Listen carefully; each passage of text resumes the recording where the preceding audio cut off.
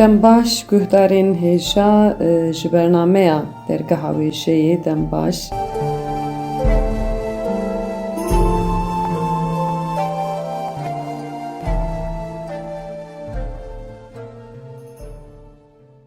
ji bernameya dergeha wêjeyê Dembaş guhdarên hêja ez Roza Metêna bi bernameyeke nû ez li pêşberî we me di vê bernameyê de jî ez dixwazim balê bikişînim ser Ehmedê Xanî her wiha berhema me Mûzînê ku berhema me Mûzîn jî em bêjin di destpêkê de ji alê me mê alan yani wekî em bêjin mîtolojîk wexta em guhdar dikin derdike pêşberî me lê me Mûzîn di berhema xwe ya yani Ehmedê Xanî cara du da dema ku me Mûzîn girtiye dest werde wexta em dibînin bêtir ew mijara netewîbûnê derkeve holê ku me Mûzîn çaval Newrozê hevdin nas dike. Me Mûzîn û nirxandina sosyolojîk ew jî nivîsek ya Aslan Özdemirê ku di weşan di biborin di rojnameya xwebûnê de hatiye weşandin. Ez dixwazim piştî ku balê bikişînim ser Ehmedê Xanî dawiyê jî me Mûzîn û nirxandina wê sosyolojîk wê nivîsê jî were parve bikim.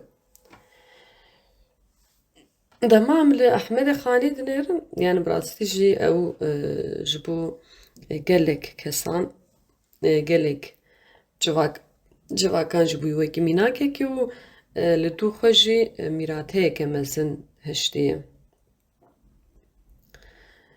Ehmedê Xanî yê ku hem ji bo zimanê Kurdî hem ji bo wêjeya Kurdî xizmetek kirî di sala hezar û şêsteya Koçî hezar û şeşsed û pêncî û yekê Zayînê de li Bazidê ji dayîk dibe. Ji xwe niha türbeyeka Ehmedê Xanîya mezin jî li Bazidê heye yani em çû me bi çavê xwe jî yani wekî ku me helbestê Amedê dema ku me pirtûkê helbestkarên Kurdî de nirxand em carekê jî çû li Bazidê li wir me pirtûk nirxand û ji wan li wir qesra İshak Paşa jî heye nêzî wê. Li qesrê wê demê em rûniştin me dora nîv saetê me nirxandina xwe kir piştre ew bû yani destûr nehat dayîn lê me ew kir yani heta ji destê me hat me xwest wisa bêjin Türba Ehmedê Xanî ji ber ku ciyek dîrokî û me dixwest yani bi taybet em bêjin ciyekî dîrokî em bêjin ew nirxandina berhemeke Kurdiya helbestê ji bê kirin. Tê gotin navê bavê Ehmedê Xanî İlyas e navê diya wî jî Gulnîgar e. Xwendina xwe li Bazidê dest pê kiriye yani bêjin ew ê xwendina xwe li navendên elm û çandê yên wê demê mîna mesela Xelat, Rihayê wan e Bedlîsil wirdomandiye û wî îcazeta xwe jî li Wanê li cem me li Camî Seydayê medreseya Xoşa bêgirtiye. Ehmedê Xanî di sereya mîrektiya Kurda a Bazidê de wekî katibê fermî jî xebitiye. Tenê bi zimanekî nemaye yani bi saya perwerdeya medresê û katibê jî wekî zimanê xwe yê zikmakî di zimanên Erebî em bêjin Tirkî Farsî de jî xwe pêşxistiye. Li gor hinek çavkaniyên ku derdikev pêşberî me dibêjin helbestên bi van çar zimanan hatine nivîsandin dîwana Ehmedê Xanî de jî heye. Yani tê gotin ji van cureyên helbestan jî mülemma tê gotin.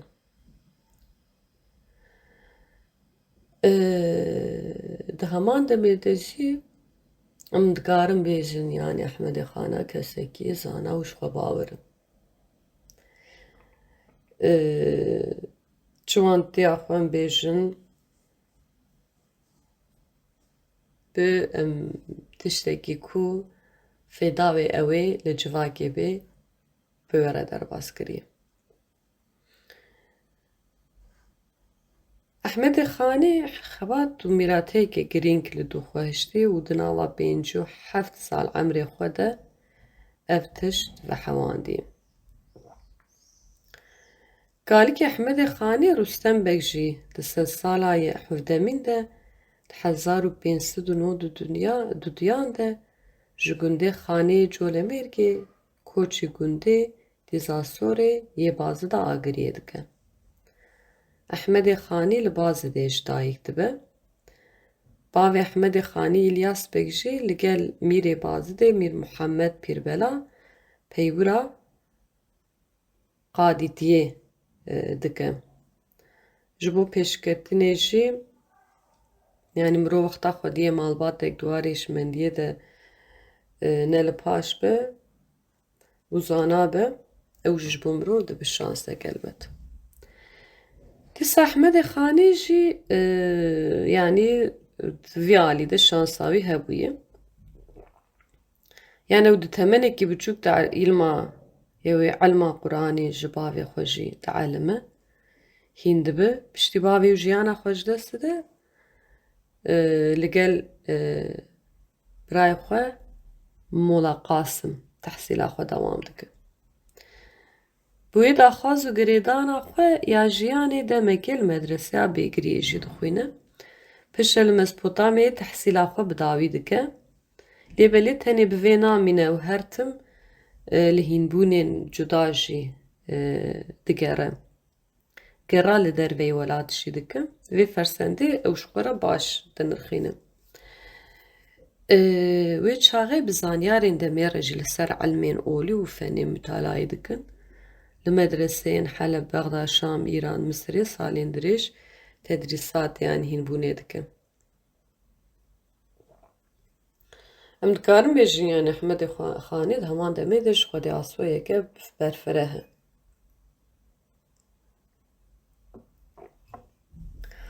Ehmedê Xanê li Sûriyeyê felsefeya antîk Yunan, li Mezopotamyê û Îranê jî felsefeya tasawûfê, teknîka astronomî, helbest hunerê hîn dibe.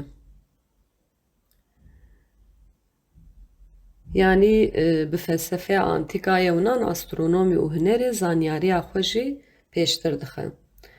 Ji bo em bêjin Ehmedê Xanê ji gelek kes gotinên qend jî dikin.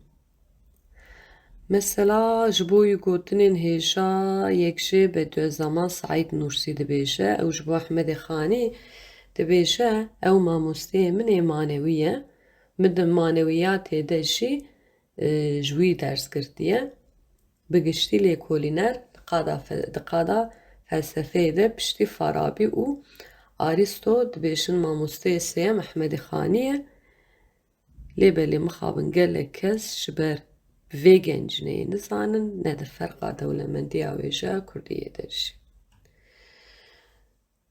Berhemên ku ji aliyê Ehmedê Xanî ve hatine nivîsandinê wekî Mevlana Yunus Emre Ehmedî Yasevî Arîf mutasawwif wekî Gazalî İbn Sîna Farabî fîlozof û wekî Mola Camî Nîzamî Melayê Cezîrî jî helbestkar e.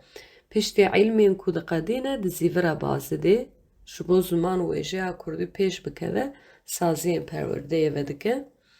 Di wê demê de jî derketina pêşa hişmendiya ji bo parastin û pêşxistina zimanê Kurdî ya Ehmedê Xanê dibe sedema pêşketina wêjeya Kurdî jî. Dîsa derbarê vê rewşê de bi Mîrê Bazidê Mir Muhammed Pîrbela re jî hevdîtinê dike. Yani ji bo medreseyê veke li vir destûrê dixwaze. Ji bo çêkirina vê medreseyê tevê Ehmedê Xanî gelek kes ji dil û can dixebitin. Ev derdiserî de ji bo gelê Kurd û ji bo hemû kesan dibe cihekî bifêde yani. Ev medrese dîdîroyeka gelê Kurd ji xwediyê girîngiyeke mezin e. Di vê medreseyê de Ehmedê Xanî bi zimanê Kurdî perwerdeyê dide. Ev de ji bo kesên zana jî dibe rêyeke pêşketinê jî di heman demê. kesên zana jî li wê medreseyê zanyariya xwe bêtir pêş dixin.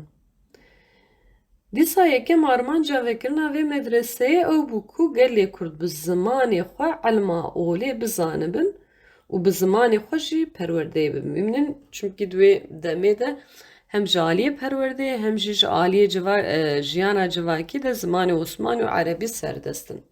Loma Kurd di vî warî de kêmane lê mixabin di dema me ya niha de jî oxtam lê dinêrin. Kurd bawayekî azad nikare bi zimanê xwe perwerdeyê bibîne. Dîsa baweriya Ehmedê Xanî ew e ku her mirov eslê xwe bizanibe. Ehmedê Xanî bi zanyareya xwe ji aliyê gelve jî tê hezkirin. Di hevparê derdê her kesî de her dikeve nava hewldana çareseriya pirsgirêkan jî. Yani ji ber vî hawî jî welatiyên li herêmê dibêjin Xanî Baba Şêx Ehmedê Xanî. Yani ew nêzîkatiya wî dibe sedem ku gel jî ji wî hez bikin. Yani gelek aliyê wê pêşketî hebûn piştî ku di gelek warî de xwe pêş xistiye xwe di quncikekê de veneşartî yani ew agahiya xwe jî parvekirî. Yani em bêjin çawa yani wê ilma xwe wê zanebûna xwe jî parvekirî. Di dînek kes dibêje bila tenê zanibim yani ew nakin naxwazin zêdeyê derdora wan yên bibe lê Ehmedê Xanî nebûye rengî bû. Tevî peygura xwe ya melatiyê ya li camiyê li qesra ji begên Bazidê Mihemed katibiya dîwanê dike ev peywirtiya katibdiyê yani ev ji wê de tir in. Di heman demê de jî girtina dest an û nertiya peymanên di navbera welatan de û rewşa îdariya qesrê jî ev piralîbûna wî dibe sedem ku di dîrokê de jî cihekî bigirin. Herûha Ehmedê Xanî ji ber em bêjin wê zîrektiya xwe yani kesên derdora xwe jî bi bandor dike. Em bêjin di karên kîtabetdiyê yên qesra İshak Paşayê de kêmasiyek girîng rû dide û ji bo vê yekê jî katibekî digirin. Mîr Muhemed dide zanîn ku wê peywira girîng yekî wekî Ehmedê Xanî zana dikare bigirin. Wexta bingeha qesra İshak Paşayê tê avîtin jî Ehmedê Xanî hem wekî aborî hem jî wekî manewî piştgiriyê didê. Ew tenê bi zimanê Kurdî namîne di warê zimanên din de jî.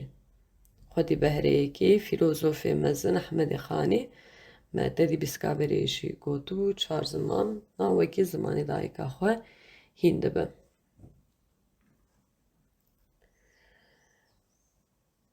Ehmedê Xanî bi kurmancî Erebiya bi zimanê Qur'anê zimanê Farsîyê wê jê zimanê fermî û Osmanî disane.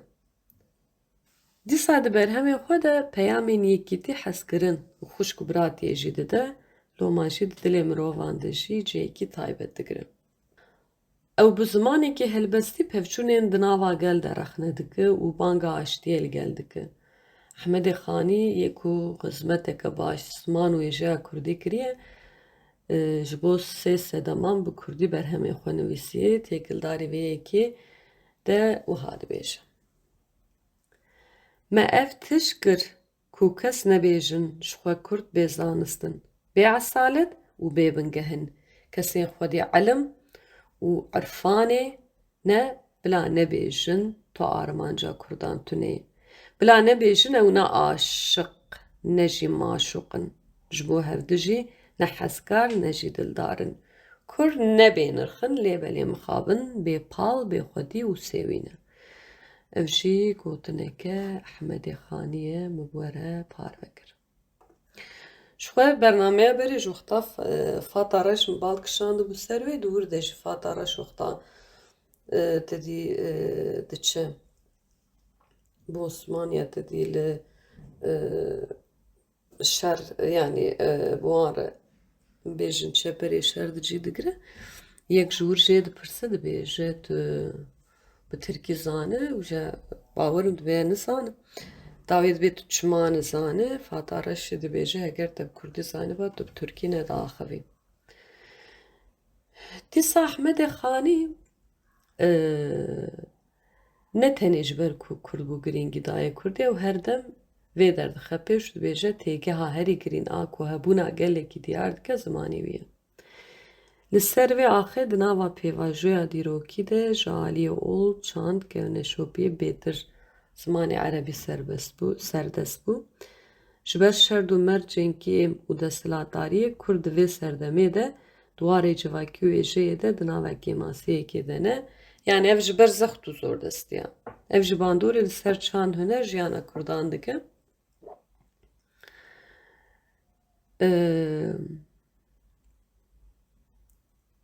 Ehmedê Xanî dikarin vê jin dijî polîtikaya asîmîlasyonê jî yanî kar û xebat bi vî rengî meşandî. Yani çawa ez bêjim li gor em bêjin wê herikbariya xwezaya xwe ew xwedî derketandinek çêbûye.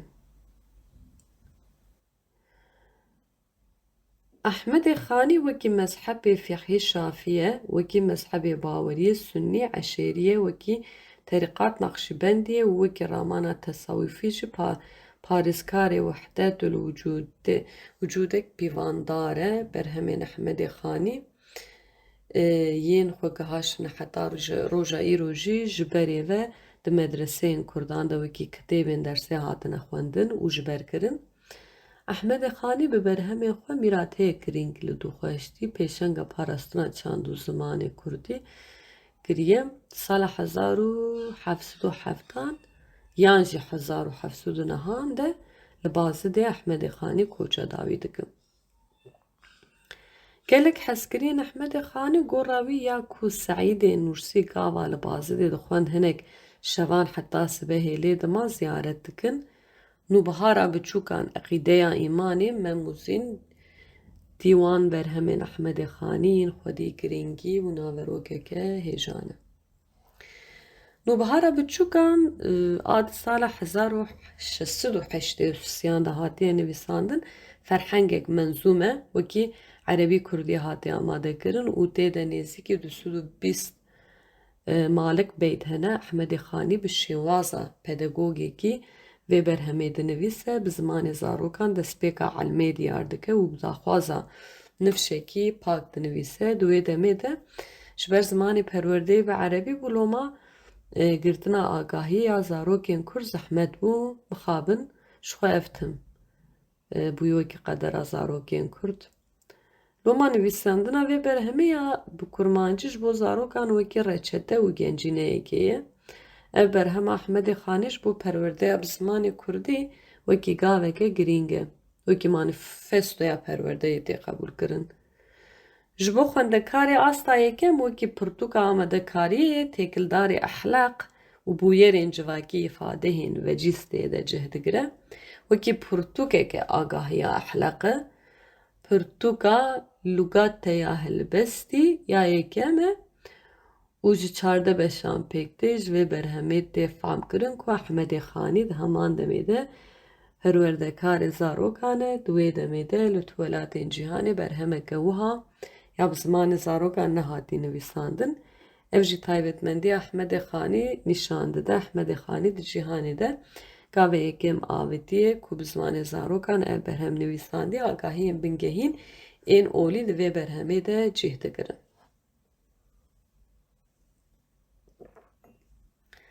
Yek ji berhemên girîngên Ehmedê Xanî eqîdeya îmanê di sala 1687 de bi awayê Mesnewî hatiye nivîsandin û ji heftê malikan yanî beyt pêk tê. Wekî mijar li gorî rêbaza sunnî eşerî bi kurtahî behsa bingehên baweriyê dike, behsa teşeyê baweriya İslamê jî dike. Mijarên olî bi zimanê Kurdî ravedike. Ji heftê û sê beytan pêk tê û hevdengê girîngiya vê berhemê ew e ku bi Kurdî hatibe nivîsandin. Di vê berhemê de behsa rê û rêbazên gihaştina ciwanên bi biryar xwedî bawerî dikin. Ehmedê Xanî dibêje divê mirov dîroka xwe, çanda xwe, wêjeya xwe û ernîgariya xwe bizane û alîgirê rastiyê be divê ciwan îradeya azad esas bigire. Dîsa Ehmedê Xanî di vê berhemê de li ser rê û rêbazên kurbûna ser armancê sekinî xwestiye ciwanan perwerde bike û balê bişîn ser armancekî. Ehmedê Xanî Di berhemê xwe de wekevî yekî dî xuşk û biratê parastiye berhema Memûzîn jî ji 2656 malikan pêk tê 7 sal piştî eqîdeya îmanê nivîsandî. Di vê berhemê de jî ramanê Ehmedê Xanî yên civakî dînî, siyasî û felsefî tên nîşandan. Di vê berhemê de serpêhatiya evînekê ku di sala 1993 de li Cizîra Botan di navbera du evîndarên bi navê Memûzîn derbas dibe, wekî mecazî dest pê kiriye. Paşê bûye heqîqî îlahî. Ehmedê Xanî dibêje bila kes nebêjin kitêbên her kesî hene, yên Kurdan tenê tunene. Loman jî ji aliyekî li ser vê esasê berhemên xwe dinivîse. Di 1695 de berhema Memûzînê dinivîse. Di vê berhema xwe de teşeyê jiyana welatiyên li herêmê dinivîse. Dide zanîn ku wî ji bo gelê xwe pir cefa kişandiye û formula bextewariyeke mayînde pêşkeş dike. Tişta hejmara kîtev û kesayetan de he, şêwaza wî ya di vê berhemê de hêjayî pesindayînê ye li gor gotina wî hûrguliyê vê berhemê encaq Nizamî Molla Camî Ömer Hayyam bikaribe fam bike. Di berhemê de dibin bandora Qur'anê de jî mayê dem bi dem deh fermanên ji Musa hatiye daxistin tê bîranîn. Di berhemê de kesayeta Musayê netewperestiyê ji bo Ehmedê Xanî girîng e. Hestên netewperweriyê jî di vê berhemê de derdikeve pêş. Evîn, fêlbazî, rêvebirina dewletê, gel, edalet û azadî mijarên serekê yên vê berhemê ne. Wextam li berhema Memûzînê dinêre ji ser kesayetên rastiya civakê ji tê nîşandan. Mem gel zîn azadiyê, tajdîn jî îradeya sereke dilîze, Arîf û Çeko jî di rola saziyên gel û hêza leşkerî de ne. Zeydin Bek otorîteya qesrê bi rêve dibe, xuşka wî Sittî hiqûqê temsîl dike. Heyzebûn perwerdekal Gurgî lawê Zeynedî ne, alîgirê Tajdîn û Meme. Di berhemê de yê ku gel ber bi fesadiyê ve dikişînî jî Beko ye. Ehmedê Xanî yê ji 10 fermana derketiye re daxwaza wî jî ji gelê kur re heye li gor çavkaniyan. Ê ku yekem daxwaza dewleteke bi hiqûqa demokratîk tê bi rêvebirin kiriye Ehmedê Xanî ye. Li gor Ehmedê Xanî avakirina dewleteke wiha tê wateya avakirina wekeviyeke bê cihêkariya nîjadan. Her çi qas destaneke evînî jî be di bingeha xwe de ji vê yekê gelekî wê de dire. Naveroka wê ya felsefî bi estetîka xwe ya dîrok, ol, civaknasî, hunerî wekî manîfestoyekê ye. Dîsa Ehmedê Xanî bi wêjeyeke bêhempa û zimanekî helbestî û olî berhemên xwe nivîsandiye. Evîna Memûzîn bêçaretiya zînê bi xostetî ravekiriye. Mem ê dîwana dibe ji bo eşqa xwe ji çem re helbestan dixwîne, zîn jî di qesra ji bo wê bûye zindan de findê ji xwe re wekî hemrazekê dibîne. Dîsa dîwana Ehmedê Xanî jî heye, ji helbestên bi mijarê cuda hatine nivîsandin pêk tê. Ji aliyê şêwaz, huner û ziman berhemeke serkeftî ye. Hewildan û xîreta Ehmedê Xanî ji ber girêdana bi eslê xwe ye. Loma girêdana wî ya ziman çand derdikeve pêş. Jiyana wî ne tenê ji bo Kurdan, ji bo hemû gelên cîhanê wekî mînakeke û cihê şanaziyê ye. Wî her tim digot mafê her geliyê ku bi zimanê xwe biaxive, berheman binivîse û çanda xwe bide jîn. Gerîro kesên li dijî zimanê Kurdî wekî Ehmedê Xanî bifikre wê demê ew ê jiyan ji bo her mirovekî bi rengekî din ba. Yani berhemên Ehmedê Xanî gelek cî qîmet dîtiye. Lê mixabin 57 saliya xwe de koç kiriye. Nivîskar, helbestkar, fêlsof Ehmedê Xanî yê ku ji bo parastina huner û wêje û çand û dîrok nasameya gelê Kurd rol misyoneke girîng girtiye. وها دبیجه گلو پیکانه کو شور هنرامه بیت دانین پیکانه که قدر قلمامه بیت زانین پیکانه درمان دردمه بیزانین پیکانه قدر علمامه بیت زانین گر هوا پادشاه کی کردان لایق بدیا خودی کلاحک تایم بباش بوی تختک ظاهر ود بو جبومه بختک افزید چنگوتنین احمد خانی هر وهاتی گوتن وی دمی yani her wiha dibêjin wê demê wê me ji kesên alçak bi parasta û dê rom nikariban bi ser biketa wê demê em ê nekariban bin serweriya Faris û Tirkan lêbelê ji berê de Xwedê ev rom û ecem kirine bela serê me Ehmedê Xanî bi gotina xwe ya Kurd çima her bihûne mehkûm balê dikişîne ser rastiya zilma bi salan a li ser gelê Kurd û di heman demê de jî balê dikişîne ser girîngî û taybetmendiya sembolên kurdewarî û yekîtiya neteweyî. Destana me Mûzîn aja aliyê me mê alan ve hatiye nivîsandin û piştre Ehmedê Xanî nivîsandiye bi destê Ehmedê Xanî di hinek cihên wê de motivên kurdewarî hatine bicihkirin. Wekî mînak Pîskaberê jî min got me Mûzîn di cejna Newrozê de ya ji bo Kurdan Xwediyê girîngiyeke mezin û semboleke serhildanê hevdinas dikin. Ehmedê Xanî bal kişandî ser girîngiya hilbeskar û êjeyê jî.